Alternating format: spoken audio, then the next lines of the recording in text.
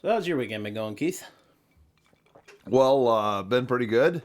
As you know, I've had some trips lately. Had some fun. Got to drive that Mustang last weekend, and then saw one of those Mustang Mach-E's on the road, the four-door SUV that looks like a. I don't know. I mean, I like the idea of it, but at the same point, it looks like any other egg-shaped little SUV on the road right now. Nice. I don't know why they did that, but one of the big things that I've been looking at, especially when I was down there in Florida, I'm just so jealous of rust-free, clean vehicles. That exists. Project Excursion and everything else I've got around here, the rust and then trying to get rid of it.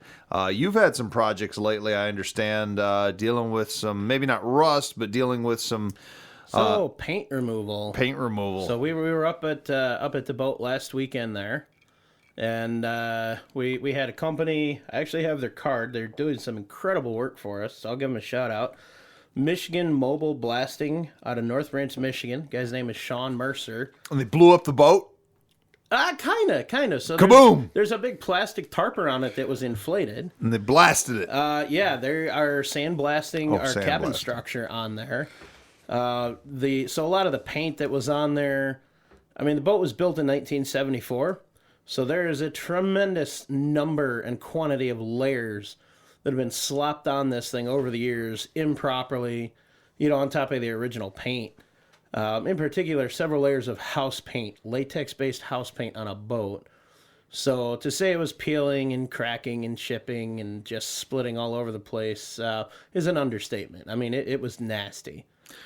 I don't know that we can do a whole episode right now, or at least that maybe I'm not in the mood for it. But if I'm speaking completely honest, which I always try to do on this show, but I wouldn't mind talking about some surface prep stuff for a little bit. Yeah, we can do that. This in effort of that, we looked at just sanding it down or wire wheeling it to prep it for proper paint. And, we did a couple test spots with some stuff, and it's like, we're going to be here for a week if we do this. So even these guys, I mean, they had a 750 CFM air compressor running their blasting machine. They went through an entire tote of media, a little over 2,000 pounds, and they still weren't done. They ran out of media blasting this. That's a big structure, mind you. But some of the areas, paint comes off all nice and easy. But then you get down to some of the original base layers that were adhered properly, and they were stuck good.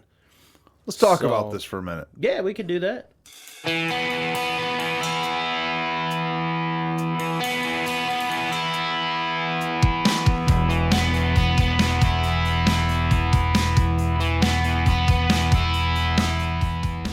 It's time to hit the trail, lock in those hubs, and throw it into low range.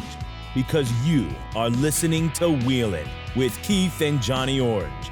They're here to talk about 4x4s, trucks, and everything to do with enjoying the great outdoors. Buckle up.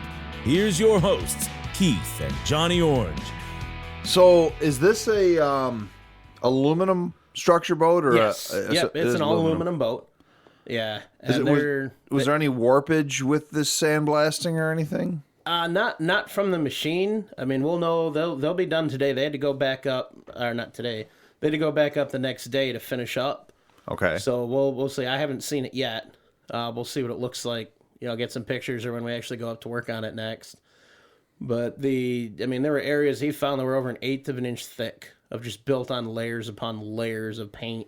Okay. And again, most of it not properly prepped before painting. So it added a ton of weight. It looked absolutely terrible, from baking in the sun, freezing in the winter, outside exposed all the time. It did not look good. It looked like a 50, 60-year-old boat. Well, when you do these old boat projects or cars or trucks or anything like that, obviously removing all of the old paint, rust, Bondo, whatever's in it, and getting down to the bare metal structure or fiberglass, if you're working with fiberglass, is really the best way to go. Oh, yeah. But the disadvantage of doing that is there's nothing to hide. I mean, it's all all past mistakes, all Yep. of the oops, even the factory oops, everything. Yeah, and he said it's looking really good overall. I mean, there were a few spots you can tell there's some weld seams and stuff down there, which we could see or know where a lot of those are anyways. But until all the sand's out of there, I mean, so Captain Sean kind of went in after the guys left just to kind of see what it looks like. I mean, there's just sand covering everything. But the few vertical sections we could see look really nice, really clean. It looks fantastic. I mean, it's going to be really nice once we get the new paint on there. And they are using sand. They're not It's using. glass media. Yeah, so media blasting. They're using silica. Glass bead, if that's what the silica would be. I think so. It's a little less abrasive on the metal, but it'll rip the paint off. Like I said, the problem is just it's taken a lot longer than they thought, and they went through a lot more media. And they've got like hazmat disposal type stuff they have to deal with Yeah, that, right? I don't know their full disposal system Okay. on that, but the whole project coded out and everything includes all the cleanup and everything. It was all approved by the marina that we have it storing at. They've got Okay. all the proper insurance and everything to do the job mobile. They do offer wet options as well, so wet blasting options. That with the quantity, it was just easier to do it with the dry media. I can see that. A little bit of dust. I mean, you're going to get that. We got a little bit of cleanup we'll do after. And this is like, what, a 12, 15-foot boat? No, it's about 45 foot long, Oh. 15 wide. Weighs about 32,000 pounds. Ooh. Yeah, they're just doing the cabin structure. So the cabins maybe, call it all of 20 plus or minus a few feet. In length, maybe, I don't know, 10, 12 wide. There was And no... then varying heights. You didn't need to do the hull or anything on it? Not yet. No, the hull's good. We're going to do bottom paint next summer. Okay. Or next season. Probably like during the fall refit. We got some hull work we have to do. Some stuff Coast Guard wants us to change around. I see. Just old systems that were retrofitted many, many years ago. The remnants of those are still there. So they want us to eliminate those. Okay. Just cleaner hull, make it look a little better. If you go to blast the hull, just know that you might get into some interesting stuff. Oh, I'm already expecting that. I've already seen some stuff from where the ablative paints come off.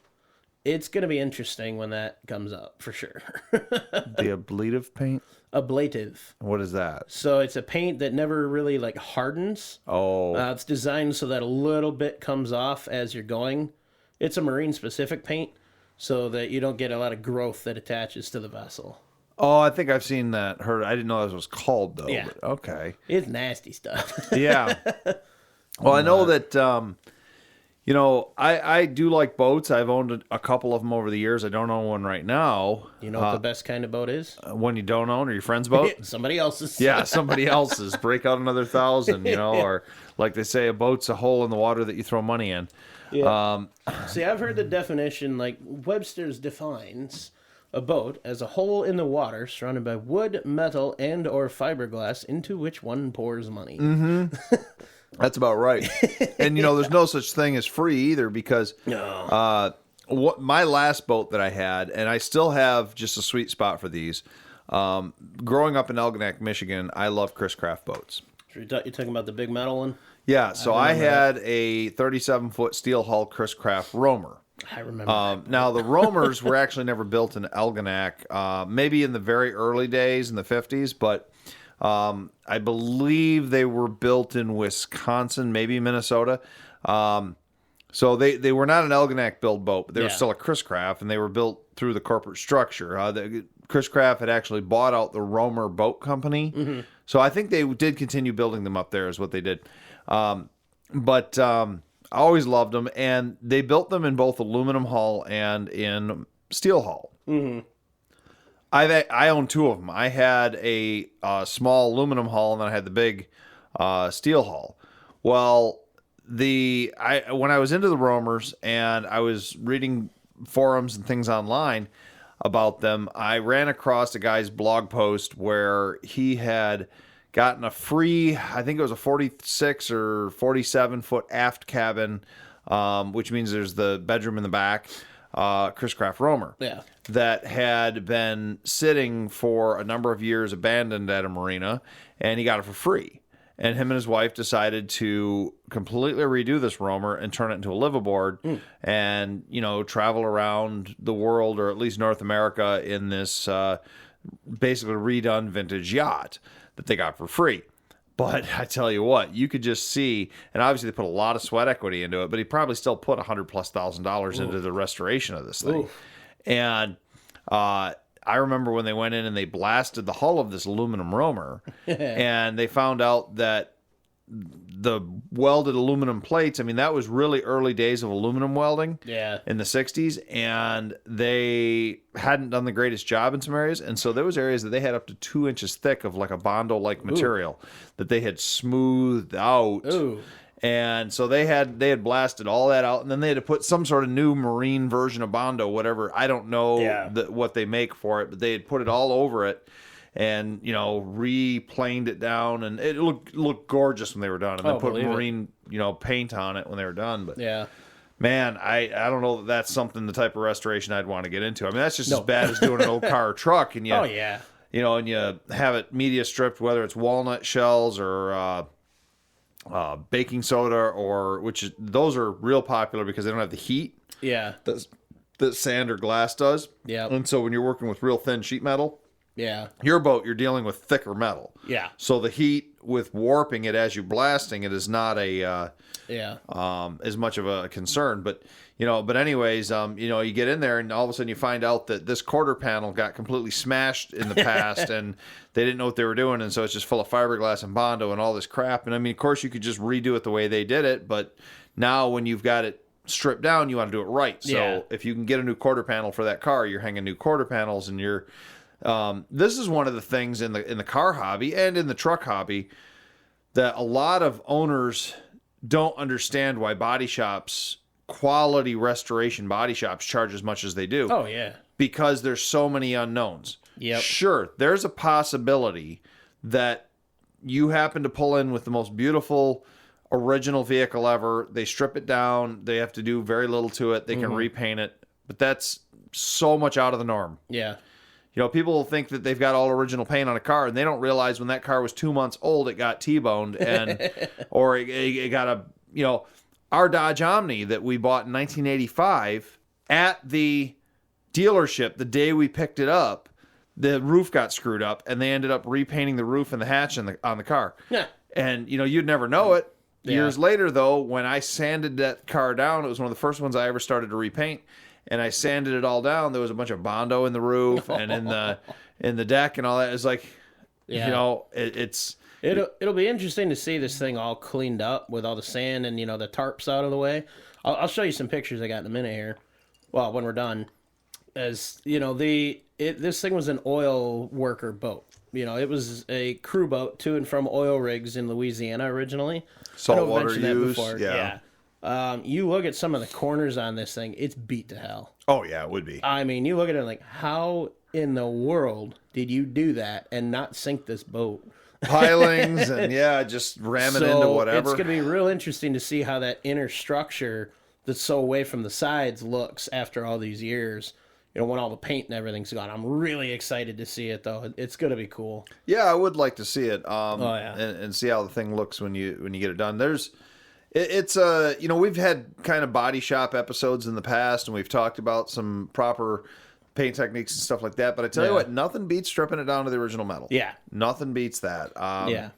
You're getting into there and you're seeing what you've got, and then the number one thing is once you have the original metal and you've done the metal repair work that's necessary, proper prep and paint. Yes, proper prep and paint, because why do all the time and cost of sandblasting something or whatever and chemical stripping it, whatever you're going to do, and then put a subpar product on it? Yeah. And we're not sitting here, we're not telling you, hey, this is a product. We're not telling you there's a product out there we're going to plug or anything right now. We're just saying don't use a subpar product, Don't use home latex paint on your car, for the love of God. No, at least use Rust-Oleum or something. I mean... I prefer Krylon. I mean, something like that. But no, latex paint, no. Probably not. No. But, that's it's very important to do that. And, if you are restoring an old truck or a Jeep or whatever it may be, keep in mind, this is a mistake that so many enthusiasts have made. And I would think that by now that the world would know not to do this. But actual sandblasting. So let's say you go down to Harbor Freight or your local hardware store and you buy one of those sandblasters that you can run off your home air compressor. And you go, okay, I'm going to strip this car. Now, one, you probably don't have the CFMs to do it. No. And it's going to be very, very slow. Yeah. But even if you do get something set up and you manage to get yourself a big air compressor and a small enough air sandblaster that it can work, sand will warp sheet metal, the heat of it. And there's been so many cars that have been ruined because of people not realizing as they're sandblasting, it's building up this heat and it's causing these waves in it. I've seen two cars. There was one just up the road. The one that to this day, it blows my mind the guy would ruin it this way. He took a 1955 Chevrolet Nomad. They made about 7,000 of those. I had one myself that was a very rough car that I flipped and made a lot of money on, but it's the old home improvement Tim Allen, the red station wagon they had was a 55 Nomad. Yeah. Sharp looking cars. And this guy had this Nomad and he decided that he was going to repaint it, fix it up a little bit and flip the car. Well, he went and sandblasted the whole body and then he had warped it so badly, every single surface of this car, that he just decided to paint it one of the lightest colors he could paint it to try to hide it, and he painted it in kind of a canary yellow. It was not a good-looking color for the car, but I mean, you looked in the sunlight, and you could just see it was just this waves all the way down the car. And he was asking big money for it, and he kept dropping it and dropping it and dropping it. I think he finally let that car go for about $6,000, and it was a running, driving 55 Nomad, but everyone that looked at it said it needs to be completely reskinned. Yeah. You can buy the doors, you can buy the front end, but you can buy patch panels for the quarter panels. You can't buy the roof skin. So all that had to be hand redone. Or something. Hammered out, hand redone, whatever. Shrinking tools, whatever they use on it. You would have had $30,000 in body work on this car to fix this thing. And he could have turned this car easily into something that today would have been worth $60,000 or $70,000. And this is 15 years ago. The car back then would have been a $30,000 car, but I think he started asking $20-something thousand for it, but he couldn't say. Everyone that looked at it said, you warped the hell out of it with a sandblaster, man. Yeah. And I know another guy, not real personally, but I know of him, that did the exact same thing with a very early production split nose 70 Camaro.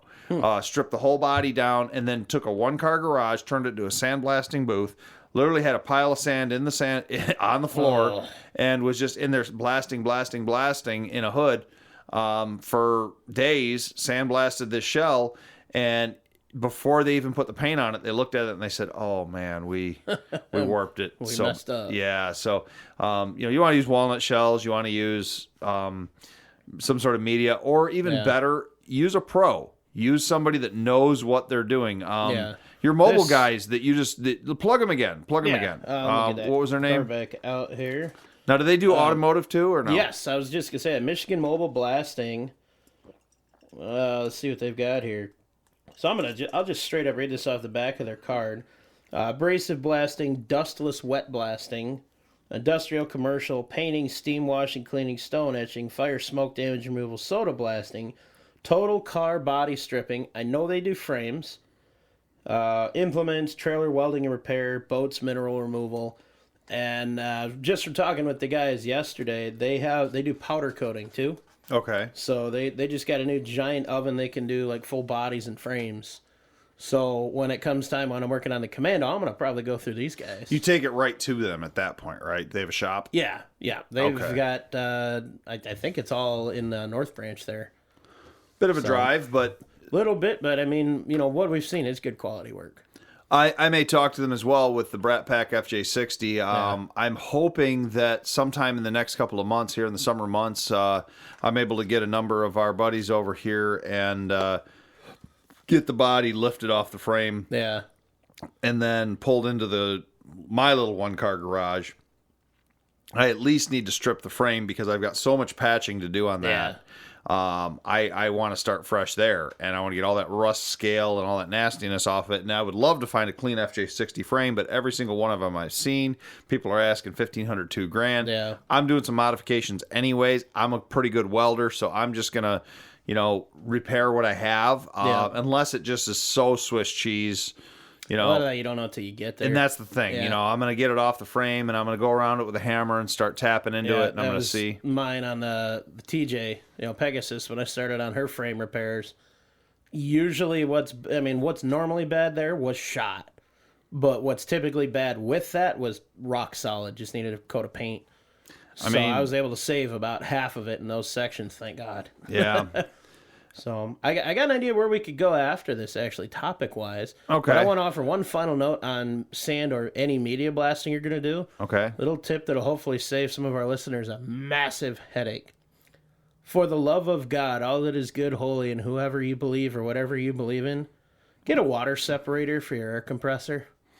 Oh, yeah. clogged up lines, man. Oh, my God. That sand will not work worth anything if it gets too wet. No. Get one, get two of them.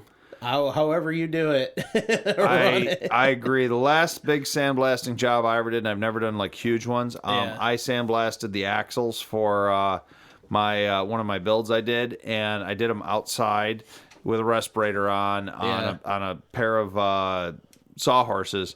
And I had probably, with a little like small Tractor Supply kind of sandblaster, I probably had 6 hours into each axle sandblasting. I'm not doing that again. Yeah. I'm hiring the pros. I mean, I learned my lesson. They looked beautiful when they were done. I got these axles. I had a pair of Dana 60s. They were so heavily rust scaled and grease, and I degreased everything as good as I could, and then I started getting into the sandblasting, and then those old paint, and I mean they looked like brand new when I was done, but man, I don't want to do that again. That was terrible. Yeah. So moving on slightly, they're still on topic about we're talking axles, rust repair prevention, kind of restoring old vehicles. Mr. John Gamble asked us a question on 4x4 Talk. I know we've both been responding back and forth on. Says, what are your thoughts on the NICOP brake lines? Okay, man. So I was not even aware of the existence of these until about maybe 6 years ago, 7 years ago. Well, let me think. I'm trying to think how old the oldest kid is. So yeah, it would have been 6, 7 years ago. He bought his first vehicle. We picked up a non-running Ford Ranger extended cab 4-banger 5-speed stick for $220, I think is what we paid for it at a garage sale. The guy was asking $500. He told me it ran and drove. We got there and it would not start. It was a really cold day. It needed a battery. He kept swearing up and down. I told him, I said, I'm not buying it. I said, I need to know this thing runs. And he told me it had an antifreeze issue coming out of the back of the engine, and I'm like, head gasket. I mean, they're very simple. Those old early Rangers of the 4-banger, I've done head gaskets on them before. I'm like, just not worth it to me. The body was solid, but I'm like, I just, and he was one of those desperate sellers at the last minute, was like, well, what do you have on you right now? What do you give me? Just give me anything. I need to get it out of here, and I opened my wallet and I said, I have $220 on me. And he's like, sold. So nice. Bought the Ranger, and we towed it down to my old shop that I used to have here in town. And we miss that building. Yeah, and we put it up on the hoist, and we found out quite quickly that it did not have a head gasket issue. It had a rotted out freeze plug, which was inside the bell housing, so we had to pull the trans to do it. When we pulled it out, the clutch was sketchy at best looking, so we did a clutch while we were there. Makes sense. So we did the flywheel, the clutch, we did the replaced the freeze plug. We had gotten it running first before we did all of this. We put a battery in, and it did fire right up. But it was pouring antifreeze out of the back, and we started looking. We go, oh, it's a freeze plug, Yeah. So a contaminated clutch, anyways. Sure. Yeah, it was. Well, I don't know if antifreeze will do anything. I'm not sure on that, honestly, but so we ended up doing that. Well, when we had pulled it into the shop non-running, I told the kid, I'm like, all right, we're gonna pull it in, and I says, because you remember the hoist was kind of angled in that. So I says, just steer it, and then I said, hit the brakes. So he goes and hits the brakes, and it did stop. And he goes, oh, the pedal just went to the floor, and I says, what's going on? So we look underneath there, and there's some brake fluid dripping. So we get on the hoist, and most of the brake lines are rotted out on the Ranger, and I'm like, man, we're just gonna have to run new brake lines everywhere, which is no big deal. We've done it on how many Michigan vehicles with our rust issues and stuff. So exactly. So we went down, we grabbed a bunch of lines, took some measurements. I have a flaring tool, but to go to the auto parts store and just get the ones that are basically the right length and run them for a beater truck like that, it's just quicker. So we grabbed we're going through the whole thing, and the only brake line that was quote unquote new in the very front was a copper brake line. Now I grabbed this thing, and you could just bend it around like copper, and I'm like, what the hell is this? I'm like, you can't run copper for brake lines. It doesn't have the burst pressure. I know this from my automotive school days. I know this from being a former state certified mechanic, and I'm like, who the hell ran a copper brake line in here? They did a beautiful flare job on it, whatever. Pulled this thing off, went down, got all steel, we put it on there. So I'm looking at this thing, and I'm bending it around, and I had another run down to the parts store, and I went in, and I says, hey, look at this thing. I said, somebody put it in. The guy says to me, he goes, well, that's a NICOP line. And I says, oh, what? And he goes, that's copper line, and I says, you can't run copper. And he's like, oh, hey, come back here. And he shows me this whole rack of copper lines, and I says, dude, I go, you can't sell those to people. I'm like pissed. I'm like, I'm like, no, you can't put copper lines for brake lines. The brake line pressure. He says, no, these are certified. And he said some bullshit about it being like, oh no, European cars have been using these for years and this and that. And I'm like, so here's my thinking behind them. I only once since then I've not run them for brake lines. I still am sketched out by the idea of copper. I have used one for a clutch line that I had to do a really weird bending system on, and I was like, it's going to be a lot easier to use than NICOP. So and I figured if a clutch line blows out, it's not a safety issue per se where you can just put it in neutral and you can still stop the vehicle. Yeah. But I don't know. So, all right, tell me your thoughts on it. I don't know. So I had quite a bit of training on them at the big box auto parts store I worked on. I did a lot of research for the same concerns, as I was always brought up to, well, not brought up, but believed in stainless, no iron, no painted, no coated, stainless. Well, I mean, regular steel's fine too. I mean, I don't know. I don't think I'd run cast iron brake lines. That'd be just a lot of like, they'd have to be really big, and then you got to like tap the ends of them, and then they just look really awkward. Actually, they look kind of cool looking, but that would be kind of like steampunk cool. I was just thinking the same thing. One day maybe. No, so what they are, it's an actual alloy. Okay. So it's nickel, copper, and iron are the predominant elements in there. I mean, you bend it long enough, it will start to stiffen up because you're flexing it too much. Okay. So it's copper kind of gives it the flexibility. The nickel and the iron, some rust resistance with the copper and the nickel. The iron kind of gives it the structure. So they are fully rated, certified by DOT to ABS burst pressures exceeding 3,000 PSI. I mean, they're stupid easy to work with, as you found. Yeah. One of the demos I always did, we had a demo piece, and you just kind of flick it against your arm kind of hard, and it'll bend. Yeah. So really tight corners, it's really easy to get in there. The only issue I ever found with it, you got to go real slow turning your pipe cutter, or it will crush it a little bit, oblong it. Mm-hmm. And then when you're flaring it, you have to be real careful not to over flare it. If you're used to doing all steel, you got to crank that nut down a little bit. You got to back it off just a little bit, and look at it. Other than that, all of Pegasus is run with that. I had one issue, but it was my fault. But non my fault issues, I haven't had any problems with it. And it's great stuff. It's interesting to me. Worth every extra penny, in my opinion. So what is that plastic brake line stuff they're doing these days? I haven't seen that. Yeah, I want to say, I could be mistaken. I could just be completely spitballing something, but I could have sworn that Lucas ran some sort of weird plastic-looking brake lines through his whole TJ build. That it was the same kind of thing. You just bought it in rolls and just...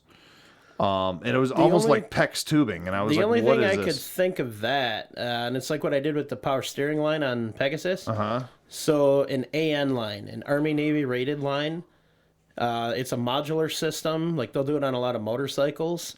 So it's a special end. That's what AN stands for, an AN Army fittings. Navy. Yeah. It was like an Army Navy system. And they didn't let the Marines be part of it, or the Air Force. I don't know. That's not my decision. Okay, so Army Navy, gotcha. Man, I can't make that joke. All the Marines that listen to this would crucify me. Okay, all right. So yeah, it's just a kind of a universal system. You buy the hose in a roll. It's a Teflon tube in a stainless steel jacket, and then the ends there's like a little ferrule that goes on there, and then the nut kind of crimps it all down together, and that's what the power steering lines on Pegasus are. Like I said, they make this system for brake lines. It's good stuff. That might be what he did. That is not DOT approved though. Well, neither is his rig. It's full hydraulic steering and all that crap. So yeah, you could get that, do that, run it. Like I said, they do it a lot of custom bikes where it's not ABS applications. some bikes have ABS now, Yeah, which is weird. yeah, no, I'm good. I do like So the idea of cruise it's- control, though. It's great stuff. It's super easy to work with on that. First few times you kind of cut the line. It's a little weird. They make a special tool to make it easier to get the ferrules on and all that. It's a little goofy to work with, but it's a hose, and you route it like a hose. It's super easy to do. It's got to be what he used. I'll have to ask him sometime next time I see him or whatever, because it was. I know I remember he had it at his old house, and he was just like, "Oh, I had this," and he had like a roll or whatever it was, and he just and he's running it through. Yeah. And I think he even fished it through his frame rails or something, and that way it Nice. was like he's like, it's out of the way, it can't get torn or something. And Yeah. I maybe. For off-road only, it's great stuff. For on-road, But you're you telling me can do it, but it's not NICOP is approved. DOT legal, it's street legal, it's all DOT that. approved. It is like the salesman told you. It's a lot of OEM applications in Europe, and it doesn't rust. It's more expensive though, isn't it? A lot. Is it really?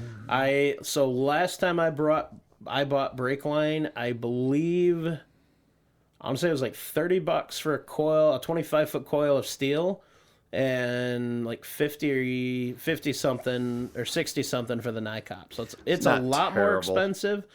But when you factor the time of how much time you have to work with it to make the steel, bend it to fit, and then you're literally cutting that down to a couple minutes with the NICOP, I mean, it pays for itself so fast, it's not even funny. Now it looks like copper. Can you polish it like copper? I don't know, maybe.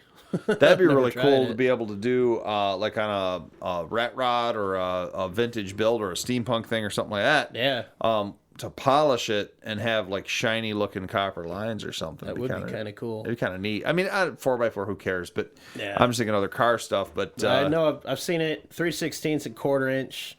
I don't know if they make it in bigger sizes, but I know they make those for sure. I've gone through quite a few coils working on my personal vehicles, friends' vehicles. I've helped with them. The truck. So our truck, there was a weird junction block to the brake hose. I think it was this truck. Whatever. So the front left side, weird little junction that was just leaking like crazy when we got it. And to actually buy the steel little S line was like $40. Excuse me. The iron, I mean, it was a really small space, so to get those bends on an iron, regular steel or stainless line would have been almost impossible. I mean, not easy to do without bending I tools. usually just go get like a 5-foot piece of just coil the pre-flared, crap out of it. and I just one end and I just run it around the air cleaner and back to the. I mean, you could do that, but it's take a while to bleed it. It's I took a short section of line. Actually, I think I bought an 8-inch section from the parts store at the time. I may not have even flared it. Bent it up, put it in place, tightened it down, bled it, and was good to go. I mean, it literally took an hour job and maybe half hour. Well, I mean, all right. I guess I'm not gonna decry that these are terrible products or anything like that. And I mean, if they're DOT rated, what am I to say if it's safe or not? I mean, John, you want to run that stuff. Both already Johns, did. Oh, you yeah. and John Gamble. It's cool. I mean, It's, in my opinion, it's worth the expense, hands down. I mean, unless you got a big straightaway section, if you got to do any kind of bending, this stuff. If you got a long straightaway section, use something else. Like I bought a 30-foot all stainless brake line kit, a bulk kit to do Project XJ 10 years ago. Yeah. I have a lot of stainless tubing just chilling there. So all my straightaway sections, like from the proportioning valve to the rear axle, I'm still going to do in the stainless because I have it and I want to use it up. Oh, yeah. But all the front lines with the crazy bends, everything I got to do there, it's going to all be the NICOP stuff for sure. Maybe I'll try it next time I got to do a brake line on something, which hopefully, knock on wood, is, a while. But, yeah.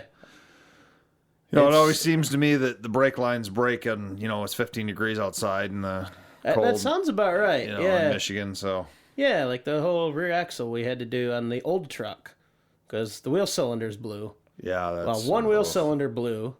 Looking at the line, it was questionable at best. Obviously, when we put a wrench to it, it pretty much disintegrated. Mm-hmm. So I just ended up redoing everything from the main line out, drums, shoes, all the adjusters, brake lines. While we were doing that, we found 2 of the 4 U-bolts holding the leaf springs to the axle were rotted out on one section, so we had to do all the U-bolts. Oh, jeez. Thankfully, we caught it, saved, much larger problem or accident on it. No, yeah, for sure. That's... Yeah, I was sick as hell, though. It was like 10 degrees out at the time. 10 degrees? 10 degrees, 22, somewhere 10 in there. degrees. It was a miserable... It took me like 2-3 days to get that done. I felt I was... I couldn't work more than a half hour or so at a time without just feeling like death. So... My dad helped me finish that one up, and we got it back on the road, and it worked great till the day. I mean, still working great after we sold it. Something to be said about that warmer weather and that salt air, man. When I was down in Florida, my arthritis didn't hurt as much, and I'm not going to be in the cold climates in a few years, but we may have to do this remotely, or you just have to come down to Florida or Arizona. I think I'm just going to have to visit wherever you go. Yeah, exactly. That's what I think we're going to have to do. But, that's fun that we're getting people asking us questions now on 4x4 Talk. I don't know if you noticed that 4x4 Talk in the last 2 weeks, we're every day we're getting getting people. Yeah, 3, 4, 5 people, even more per day. And let me see if I can find the name real quick. We're just getting a lot of new people on there, and that's the Facebook group. And we will name drop. We will answer questions sometimes on the show or on the Facebook group. Yeah. Point in case today. Yeah. John and I, we are, I hate to use the word industry experts, but we've been doing this for a number of years in various forms, and always still learning. We might not be as entertaining as the old Car Talk guys from NPR that were on air for 20-something years. But what are you talking about? We can turn the levels up, get real close to the mics, talk with a monotone voice the whole time. NPR, welcome to NPR. Yeah, exactly. Yeah, I'm not going to do that. No, that wasn't them. They were pretty entertaining. Unfortunately, the one did pass away. They do have a podcast now where they play the old episodes, but that show is now wrapped. But I don't know. I think that I like interacting with our audience. So we talked about XJs the last episode quite a bit there. Yeah. So I'm going to give a shout out to Don Cooper. I hope you're checking the show out and on 4x4 Talk. So Don is a guy that I actually ran into at a gas station on my way home from work a few weeks ago. Did you give him your insurance information? No. All right, we encountered each other upon exiting the gas station. Oh, you encountered each other. Yes. That sounds very nice. Well, he was Did you have a going to... nice encounter? It was pleasant. Yes. Oh, good. Yes. Nice, pleasant encounter. Yes, we talked for almost 2 hours. Oh, okay. In the parking lot. No, so Don had a 99 XJ parked out front. Good year. And I was walking out towards mine, and I said, "That's an awesome Jeep, man. That's cool." And he says, "Yeah, I like it." And he goes, "Is that you? See you walking that way. Is that you in the Wrangler over there?" I says, "Yes, sir." And we talked for probably half hour, 45 minutes, and then he went and says, I'll be right back. Hold on. Got his Jeep, brought it over, and we talked another almost, hour, 15 minutes, whatever it was. Very nice. Just about Jeeps, my build, his build, just some history back and forth on the was his build? It was kind of rebuilt a little bit. It wasn't built up or lifted or anything like that. But just about some of the stock parts that he's done. I know he had Orfab, the rear quarter panel guards on it. Oh, cool. All yeah, right. so he had those and just some other Hide stuff the he'd rust, done. yeah. Yeah. Okay, gotcha. But no, we talked Jeeps, just random guy in the parking lot for almost 2 hours. Gave him a few stickers. I'm hoping he's checking the show out. Seemed really interested in it. And, yeah, I mean, I guess it's a Jeep thing. It's a lot of these. I mean, you run Yeah. into Toyota Land Cruiser guys will do the same thing, Yeah. and old Bronco guys will do. I mean, Oh, yeah. every Every facet has its, it's a good fans. thing though. Oh, for sure. For sure. And the community's continuing to build. I do appreciate people being on there, and we're always looking for topic ideas too. We loved that we had a request for Toyota mini trucks and Yep. things like that. And it's fun for us because sometimes there's a topic where we maybe think we know a bunch about, or we go, wait a minute, that's a topic we've never covered, or something. Brake lines, for example. Brake lines, I mean. And I haven't ever done the research like you have into those, but I'm willing to try them. Oh, yeah. Like I said, I ran one on a clutch line once on a hydraulic clutch, but I mean, it's fun to do that. So Oh, yeah. I hope we Always can continue learn, to do expand, for sure. that. But man, what else you got going on? Anything with your builds? What'd you drive here today? So I brought Pegasus today. She's Oh, it all running runs. good and everything. Oh, Good. she's always run. Oh, okay. Everybody always says that. She's always run. The exception being when it's 10 below 0. Oh, then there's okay. some issues. Okay. But no, she's always run. The issues ever, just been noises or transmission problems, stuff Gotcha. like that. But no, she's running great, which has me nervous because, if you're a car guy and everyth's going too well, something's going to happen. Silence before the storm here, or the quiet before the storm. Yeah, I had an interesting, I'll call it a problem with some parts I was looking to get last weekend. I'll withhold the name. If you're a Jeep XJ guy and you're familiar with the area of Midland, you'll probably know who I'm referring to.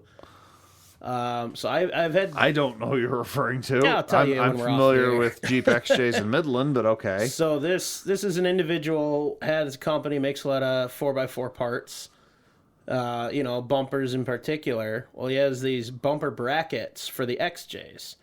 Some I've been wanting to, pick up for a while. It's a frame tie-in bracket. Really beefs up your rear framing and just a nice solid point to mount a bumper to. Okay. So I've dealt with the guy in the past. I've bought stuff from him. I always met him, picked it up, never had an issue.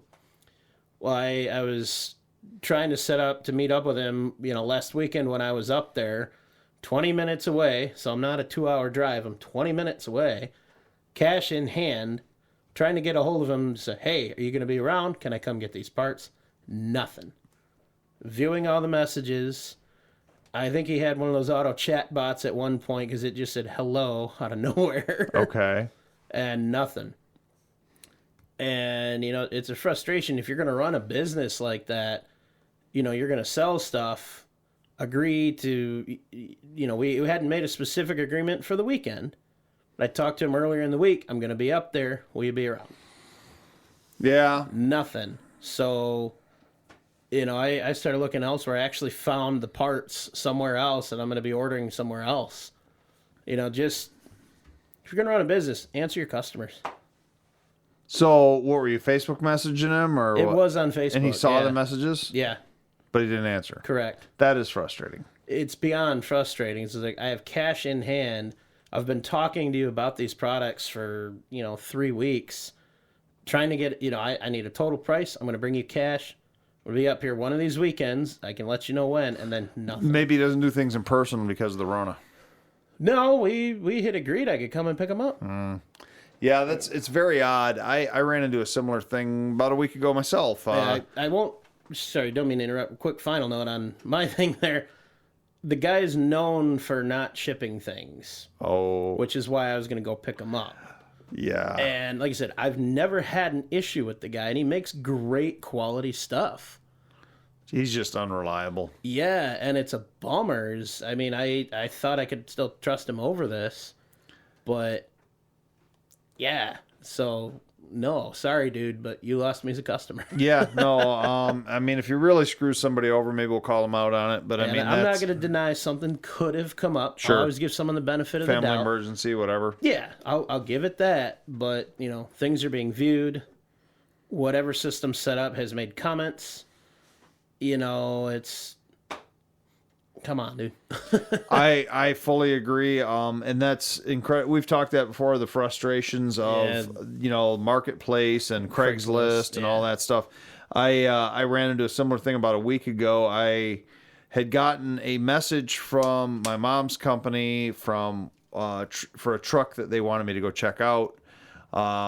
It was an old Ford Super Duty. I don't remember the year on it, but it was priced fairly. It wasn't a super deal, but it was priced fairly for what it was, at least from what I could see from the pictures.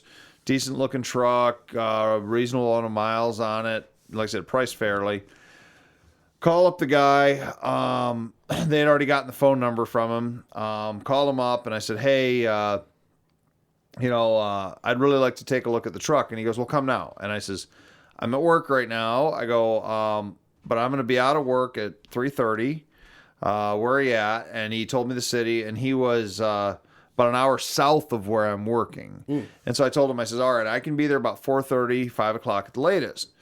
And he's like, oh yeah, that should be fine. That's not a problem. He goes, and I said, all right, cool. I says, send me the address. All right, yeah, I'll do that right now. I'll text you the address. So this is like maybe 11 o'clock, you know, it was around lunchtime, 12 o'clock, something like that. Never got a text from him. And so I send him a text about a half an hour before I'm leaving work. And, hey, shoot me that address. Nothing. So we get off work, call him. You know, first time, nothing. All right. Text him again. Hey, I'd like to come still look at the truck. You know, is that what we're going to do? Because the guy, like, we talked for 5 minutes. He told me about the truck. And, and he's like, oh, yeah, you'd be the first person to come take a look at it. It's fine. So try to call him again. This time he answers the phone. And he's like, oh, yeah. And he says, you were the guy I talked to earlier. I said, yep. I says, I'm on my way. I says, I can start heading that way. Just give me the address. I know what city you're in, but give me the address. Oh, well, something came up, and tomorrow's going to be better. And I had something going on the next day after work. He's like, well, just come tomorrow in the morning. And I said, I'm at work. I says, I can't come any day prior to 3:30. I says, and he goes, oh, well, tomorrow after work should be fine then. Just come on tomorrow after work. I said, all right, great. Send me the address. Okay, yeah, I'll do that. Same thing. Second day in a row. Or maybe it was 2 days down. Because like I said, I had something going on, but it was like 2 days down. We made an appointment. Same thing. Kind of ghosts me.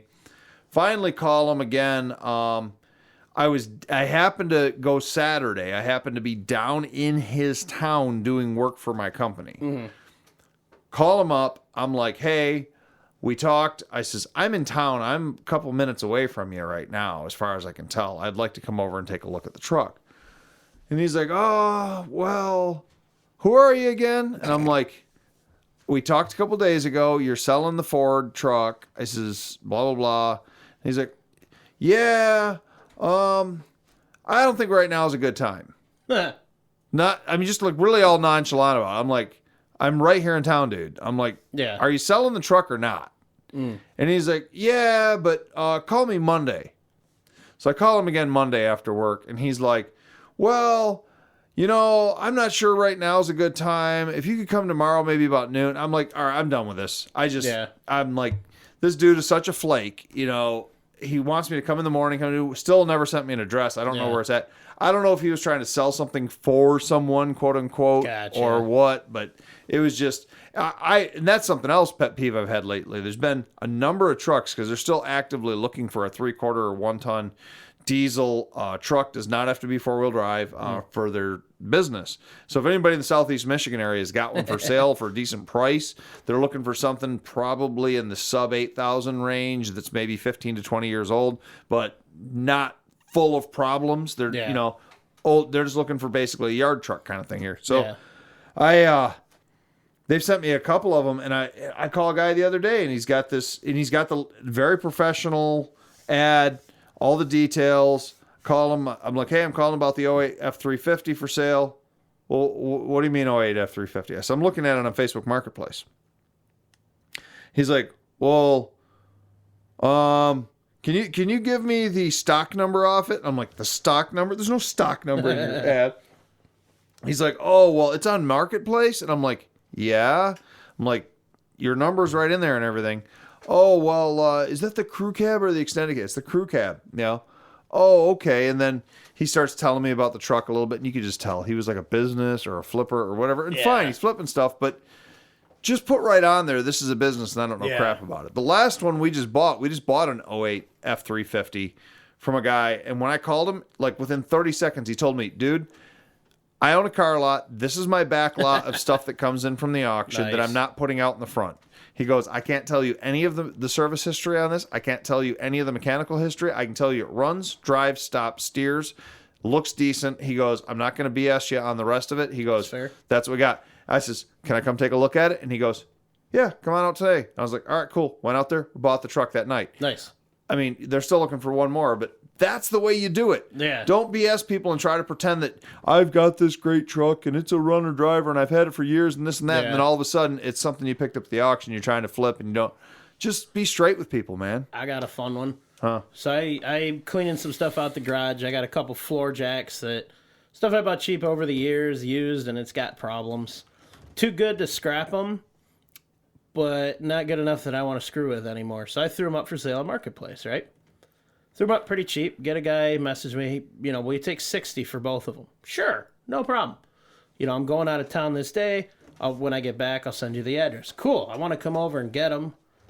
I sent him another message. I'm going to be home pretty late. Can you meet up tomorrow? I woke up. I'm not feeling so great. I might have my brother come down and grab them. I really need them. So I respond, that's not a problem. I can send you the address. I just want to make sure you did read the ad, right? They both need work. They're not ready to go. And I disclosed what I know is wrong with them in the ad. Yep. Everything. He goes, what? They don't work? I says, did you read the ad? He goes, no, I didn't read the ad. I thought they worked. I get that all the time. They only want to see pictures. Oh my God, that's so.